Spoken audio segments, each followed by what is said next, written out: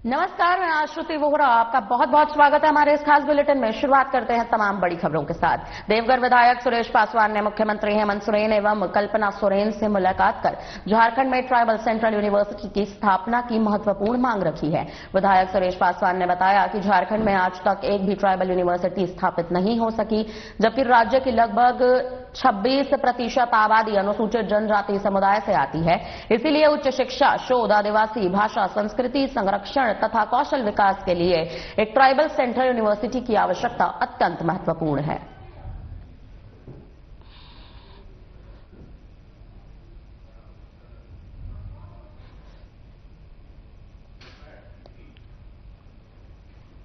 सदन में गूंजा सवालों के अधूरे जवाब का मुद्दा। भारतीय जनता पार्टी विधायक सीपी सिंह ने अधिकारियों पर निशाना साधा। झारखंड विधानसभा सत्र के दौरान अधिकारियों द्वारा तैयार किए गए तमाम जवाबों की गुणवत्ता पर सदन में नाराजगी देखने को मिली है। विधायकों ने आरोप लगाया कि पूछे गए तमाम सवालों का सही और संतोषजनक उत्तर नहीं मिल पाता। इस मुद्दे पर बीजेपी विधायक सीपी सिंह ने भी कड़ी आपत्ति जताई। उन्होंने कहा कि मंत्रियों के लिए जवाब अधिकारी तैयार करते हैं, लेकिन अफसरों की लापरवाही लगातार बढ़ रही है। जब अधिकारी प्रश्नों का गंभीरता से अध्ययन नहीं करते और अधूरे जवाब भेजते हैं तो इससे सदन की कार्रवाई बाधित होती है। जनता के मुद्दे भी अनुत्तरित रह जाते हैं। उन्होंने अधिकारियों को जवाबदेही निभाने और तैयारी में सुधार लाने की सलाह दी है। हो रहा है सर, अपने ही आपस में भिड़ जा रहे हैं। अरे नहीं भैया, मैं उस पर कोई निगेटिव उत्तर नहीं दूंगा। देखिए, मैं एक बात कर रहा हूँ, एक मंत्री है, एक माननीय सदस्य है। स्वाभाविक है कि जो माननीय सदस्य होगा क्वेश्चन करेगा, जनहित के मुद्दे उठाएंगे और माननीय मंत्री को चाहिए कि उसका उत्तर स्पष्ट हो। यदि उत्तर अधिकारियों के द्वारा ठीक से नहीं बनाया गया है तो एक एक चीज का देखिए, उसमें एक चीज करना पड़ता है कि इसको ऐसे मानकर चलिए कि यदि आप मंत्री नहीं है, माननीय सदस्य होते तो आप कौन सा पूरक पूछते हैं। उन सब का उत्तर लेना चाहिए। अधिकारियों को बोलना चाहिए भाई कि ये चीज का है, इसका कागज साथ में अटैच कीजिए। आप कहीं कुछ लिखते हैं, कागज अटैच करते हैं कि नहीं, संलग्न लिखते हैं ना, अटैच करते हैं ना, तो ये होना चाहिए। इसका अभाव माननीय मंत्री में है और एकाध मंत्री को छोड़ दिया जाए तो सबकी वही स्थिति। गलती अधिकारियों की है भैया, गलती अरे क्वेश्चन का उत्तर कौन बनाता है? आप प्रक्रिया को समझिए। यदि कोई माननीय सदस्य क्वेश्चन डालता है तो ये यहां से निकलने के बाद माने विधानसभा के बाद संबंधित विभाग को जाता है। यदि दुमका को कोई मामला है तो यहां से वो दुमका चला जाएगा उस विभाग, फिर वहां से स्थानीय बनकर आए, क्योंकि यहाँ का अधिकारी बैठा हुआ भी नहीं जान रहे धरातल पर क्या है। लेकिन मेरा ये कहना है कि थोड़ा स्टडी करना चाहिए उत्तर देने के पहले, क्योंकि माननीय सदस्य कौन सा पूरक पूछ देगा तो उसका सपोर्टिंग कागज रहना चाहिए, जो आज अभाव दिखता है। झारखंड विधानसभा में धान खरीदारी के मुद्दे पर भारतीय जनता पार्टी विधायक नवीन जायसवाल ने सरकार पर तीखा हमला बोला है। उन्होंने कहा कि सरकार की देरी और अस्थिर नीतियों के कारण किसान अपना धान पहले ही बिचौलियों को बेच चुके हैं। ऐसे में यदि अब सरकार 2,450 रुपए प्रति क्विंटल की दर से भुगतान भी करे तो इसका वास्तविक लाभ किसानों को नहीं मिल पाएगा। जायसवाल ने आरोप लगाया कि सरकार ने 3200 रुपए प्रति क्विंटल पर धान खरीदने का वादा किया था, लेकिन यह योजना पूरी तरह से विफल साबित हो गई। उन्होंने कहा कि समय पर खरीदारी न होने से किसानों को भारी नुकसान हुआ। सरकार की नीतियों ने किसानों को मजबूर कर बिचौलियों पर निर्भर कर दिया है।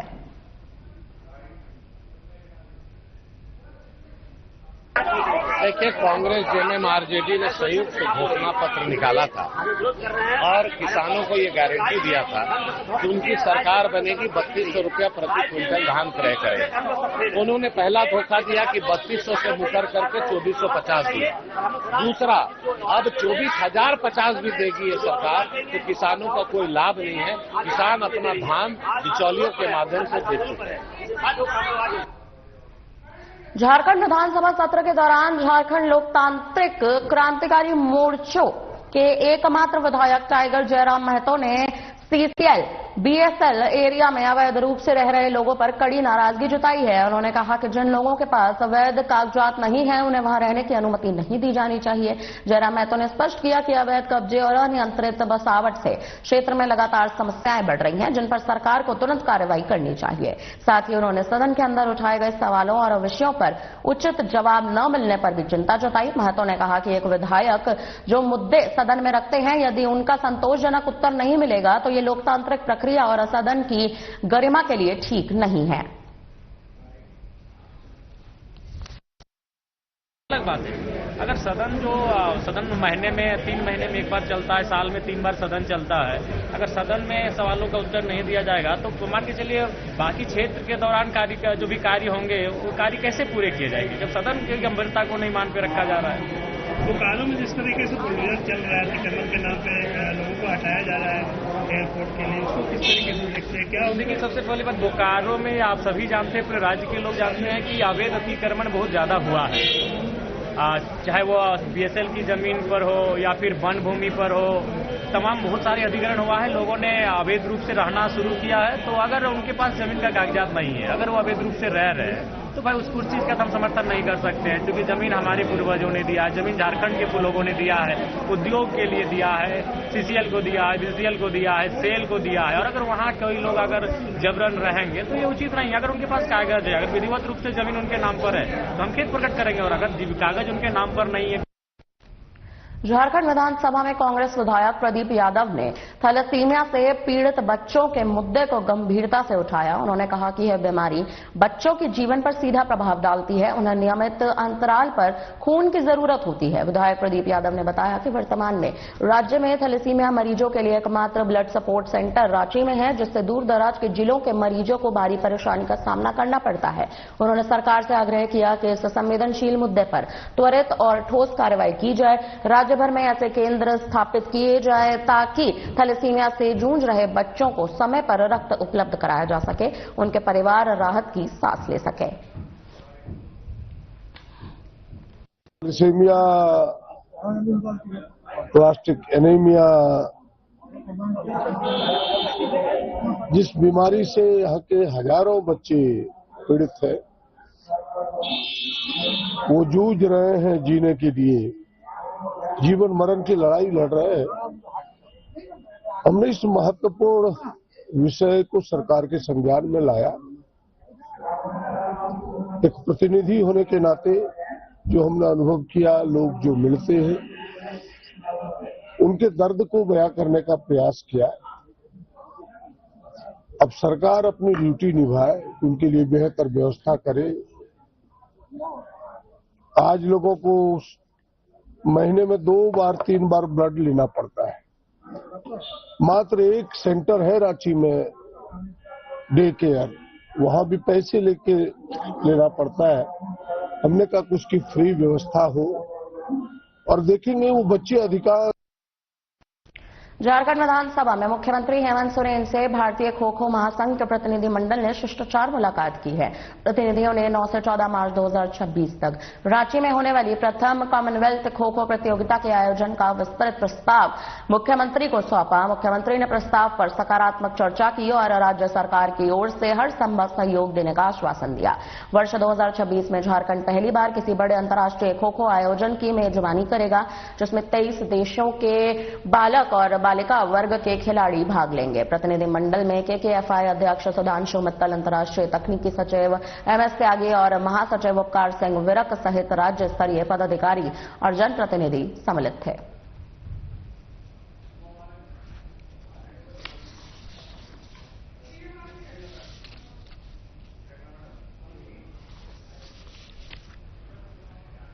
झारखंड की अंडर 14 बालक फुटबॉल टीम ने मंगलवार को झारखंड विधानसभा में मुख्यमंत्री हेमंत सोरेन से मुलाकात की है। मुख्यमंत्री ने टीम के खिलाड़ियों, प्रशिक्षकों और सहयोगियों को राष्ट्रीय चैंपियन बनने पर शुभकामनाएं दी। उन्होंने कहा कि राज्य में खेल को लेकर असीम संभावनाएं हैं। सरकार खिलाड़ियों को राष्ट्रीय एवं अंतर्राष्ट्रीय स्तर पर पहचान दिलाने के लिए प्रतिबद्ध है।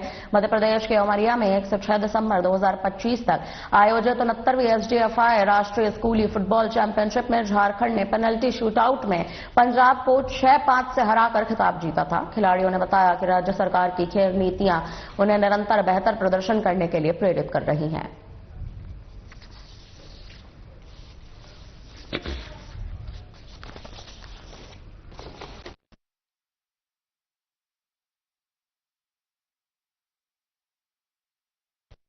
धनबाद में आईआईटी अपने शताब्दी वर्ष का उत्सव मना रही है। इसी क्रम में मंगलवार को आयोजित फाउंडेशन वीक के समापन समारोह में अदानी समूह के चेयरमैन गौतम अडानी मुख्य अतिथि के रूप में पहुंचे। संस्थान पहुंचने पर निदेशक सुकुमार मिश्रा और अन्य अधिकारियों ने पुष्पगुच्छ देकर उनका स्वागत किया। इसके बाद वे पेनमैन हॉल में आयोजित मुख्य कार्यक्रम में शामिल हुए।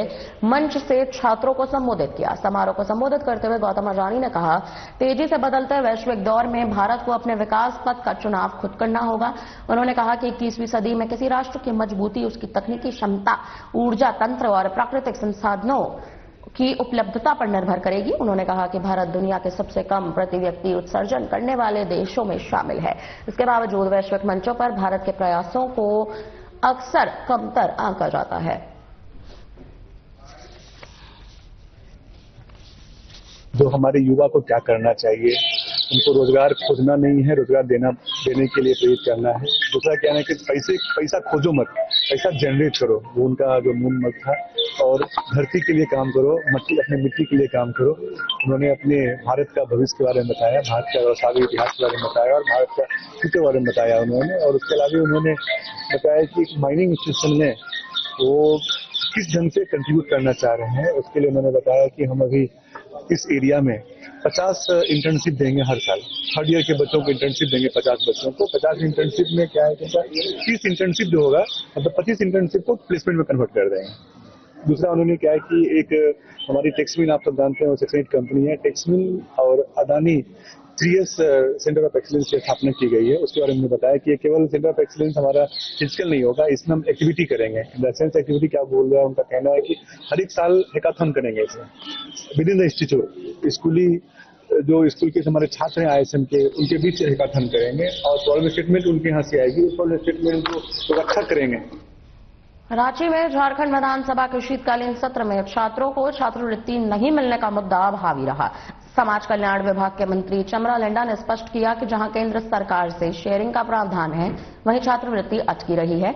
उन्होंने ये भी कहा कि कक्षा 1 से 8 तक की छात्रवृत्ति पूरी तरह राज्य सरकार वहन करती है, उसमें कोई समस्या नहीं है। 70% छात्रों को राशि मिल चुकी है, लेकिन प्री मैट्रिक और पोस्ट मैट्रिक छात्रवृत्ति के लिए 370 करोड़ रुपए की आवश्यकता है, जबकि केंद्र सरकार की ओर से अब तक शून्य राशि मिली है। लिंडा ने आश्वासन दिया कि विधानसभा सत्र समाप्त होते ही वे दिल्ली जाकर इस विषय पर केंद्र से बात करेंगे, ताकि छात्रों को किसी प्रकार की परेशानी न हो और छात्रवृत्ति जल्द जारी हो सके। वीजा नहीं आ जाए, 1 से 8 क्लास तक का कोई प्रॉब्लम नहीं, वो स्टेट देता है। इसलिए ST SC OBC 70% हो चुका है 1 से 8 क्लास तक। प्रॉब्लम कहाँ पर है? जहाँ पर शेयर है। जहाँ पर शेयर है, तो शेयर जब तक शेयर में भी प्रॉब्लम कहाँ पर है?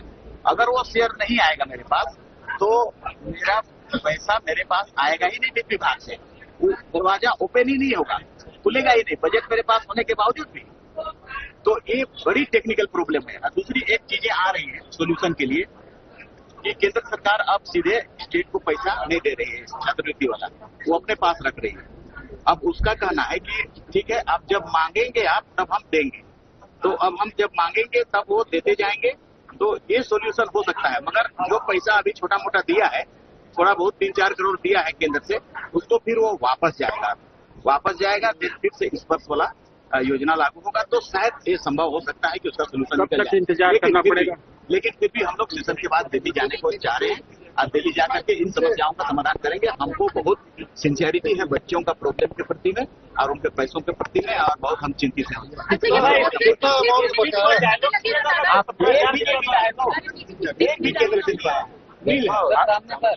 इधर 4 करोड़ आया है, आपको चाहिए कितना? आपका क्या है? 70 करोड़ चाहिए है, डिमांड है, मिलना है। 370 चाहिए, 370 करोड़ चाहिए। मिला? मिला 3-4 नील है, उसमें नील है, वो पोस्ट मैट्रिक वाला है। अच्छा। और प्री मैट्रिक 9-10 वाला हमको 45 करोड़ चाहिए है OBC को देने के लिए, और दिया है 3 करोड़। कैसे होगा? अच्छा मंत्री बच्चा लोग परेशान रहेंगे। थोड़ा समय लगेगा। हम लोग चिंता कर रहे हैं, जितना जल्दी से जल्दी हम लोग कोशिश करेंगे। सेशन खत्म होता है तो दिल्ली जाके उसके बाद ही क्या प्रोग्रेस होता है। रांची में झारखंड के अल्पसंख्यक कल्याण मंत्री हफीजुल हसन ने जेएसएससी सीजीएल परीक्षा में सफल हुए सभी छात्रों को बधाई देते हुए कहा कि राज्य सरकार युवाओं के भविष्य को मजबूत बनाने के लिए निरंतर प्रयास कर रही है। उन्होंने किसानों को लेकर कहा कि सरकार ने धान खरीद के लिए 3200 प्रति क्विंटल का जो वादा किया था उसे चरणबद्ध तरीके से पूरा किया जाएगा। मंत्री हसन ने दावा किया कि राज्य सरकार बेहतर काम कर रही है, जनता से किए गए प्रत्येक वादे को निभाया जाएगा। उन्होंने कहा कि सरकार किसानों, युवाओं और हर वर्ग के हित में ठोस कदम उठा रही है ताकि विकास की गति तेज हो सके।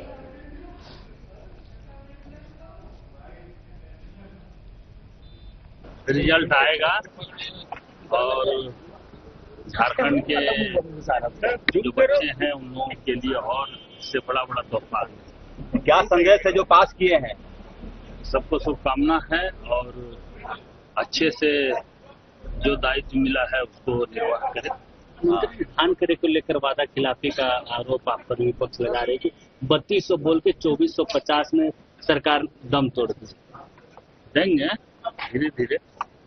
भैया ले रहा है तो बोले कि आप लोग बिना पेंदी के लौटा वाले सरकार है। रांची में बीजेपी विधायक उज्जवल दास ने सरकार पर तीखा प्रहार करते हुए कहा कि वर्तमान सरकार पूरी तरह युवा और किसान विरोधी बन चुकी है। उन्होंने आरोप लगाया कि छात्रों को अब तक छात्रवृत्ति नहीं मिल पा रही है, जिससे उनकी शिक्षा प्रभावित हो रही है। किसानों की धान खरीद भी अटकी हुई है, जबकि सरकार ने 3200 प्रति क्विंटल की दर से खरीद का वादा किया था, लेकिन अब उससे मुकर रही है। दास ने कहा कि युवाओं का भविष्य अधर में लटका हुआ है, अंधेरे में जा चुका है। सरकार केवल अपने हित साधने में लगी हुई है। उन्होंने मांग की है कि छात्रों और किसानों की परेशानियों को तुरंत दूर किया जाए।